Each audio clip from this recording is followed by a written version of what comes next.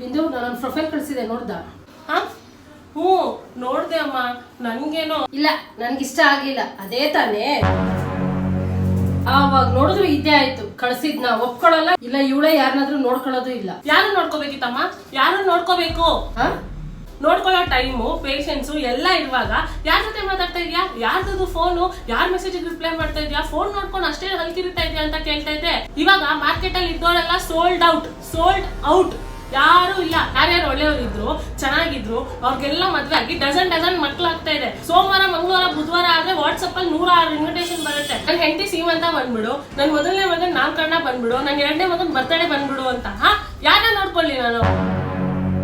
ಇವಾಗ ಹೋಗಿ ಅಪ್ಪಿತಪ್ಪಿ ನನ್ಗೆ ಯಾರಾದ್ರೂ ಮೆಸೇಜ್ ಮಾಡಿದ್ರೆ ರಾತ್ರಿ ಅವ್ರು ಹಾಯ್ ಅಂತ ಕಳಿಸಿದ್ರೆ ನಾನು ಹಾಯ್ ಅಂತ ರಿಪ್ಲೈ ಮಾಡಿ ನೆಕ್ಸ್ಟ್ ಅವ್ರು ಹೆಂಗ್ ಮೆಸೇಜ್ ಕಳಿಸ್ತಾರೆ ಅಂತ ನಾನು ಬೆಳಗ್ಗೆನೆ ನೋಡೋದು.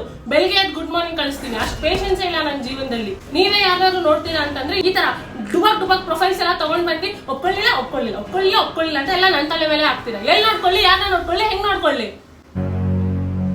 ಏಯ್, ಯಾರನ್ನ ಕೇಳ್ತಾ ಇರೋದು?